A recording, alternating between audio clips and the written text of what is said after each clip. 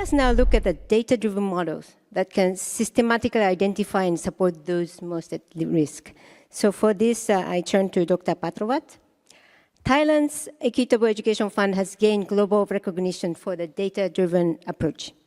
What are the distinctive policy features of this model that has been most effective in identifying and supporting the hardest to reach learners?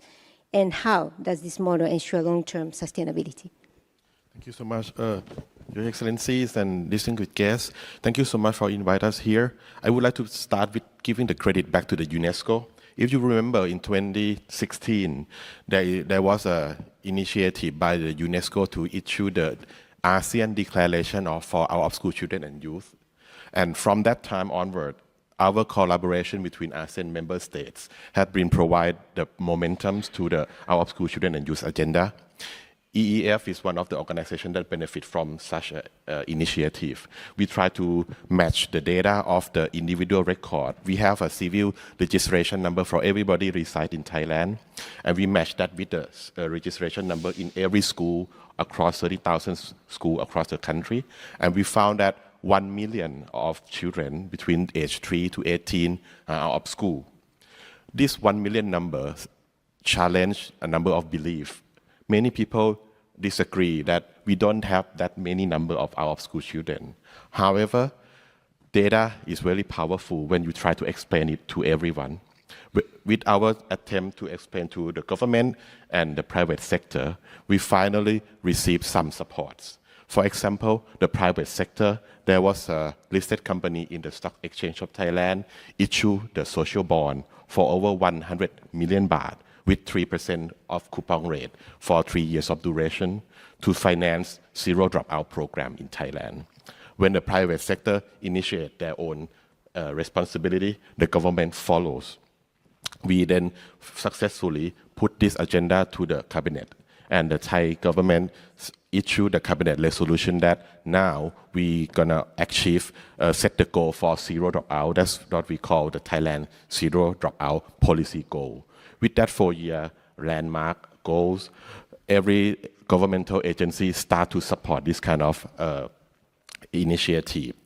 And everybody start to understand through the data that out of school children and youth is not all about education obstruction. It's also about health, about social work, about so many other kind of factors. So multiple agencies start to follow, and many agencies start to get the budget to work on the out of school children and youth agenda. So I think to conclude this kind of movement, starting with the data, we then achieve what we're trying to do is to try to achieve the education for all. But we can't achieve that without all for education. So it's going back to 35 years ago when UNESCO again came to Thailand to start this declaration for education for all in Jom Tien. And it's like a full circle that when we start trying to achieve education for all, we need to finally bring everybody, all means all, to support education for all with the data as an instrumental policy instrument. Thank you. Integrated systems bring all these elements together in real time. And again, looking at Thailand for this one, Dr. Patrawat, how has Thailand integrated data systems and enabled real-time tracking about school and at-risk learners? And how has this supported coordination across local authorities and private sector?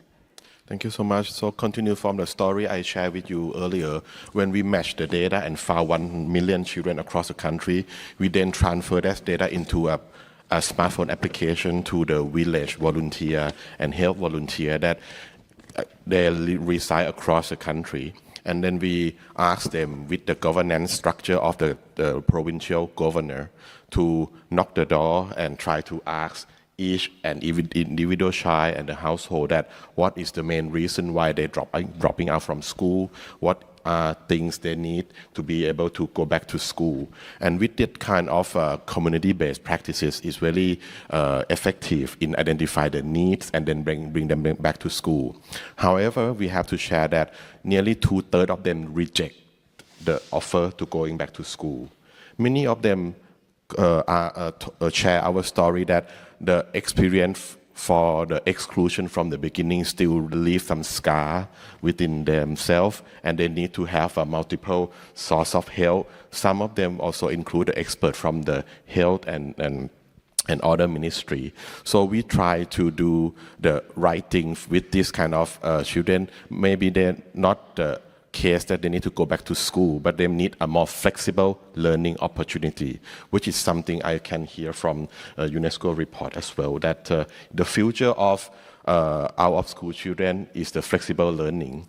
Some of them also require that they need to earn a living while study. So we need to have a more tailor-made kind of education experience for this group of population to make sure that we can include them back to the learning pathway. And they also have a different kind of education goal.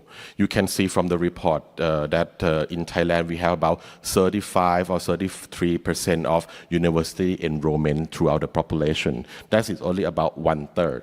So the other 2/3 of the youth population, they don't want to actually go to the university, but they still want education to be the equalization tools for them to move out from poverty. So we need to find the effective way to bring community-based practices, private sector, and also government agencies to work together and conduct a individual-based plan. This kind of technology and also an online or any kind of hybrid opportunity will be effective for this population group, and we try to develop many innovation in Thailand at the moment. Some of the innovation we call a learning passport, that everybody can collect the credits from inside the system, or also the community-based program or skill training from the Ministry of Labor or any other ministry, and they can put together and translate into a resume or a CV to apply for jobs, apply for the higher degree university or as equalization. So this is the approach we are trying to do, try to find a flexible way to include everybody. The equity in our definition is not that everybody gets the same version of education, but everybody gets what they need to achieve full potential for their education journey, and that's how we try to work here. And we would love to hear and learn from other countries that have shared the same experience with Thailand. Thank you.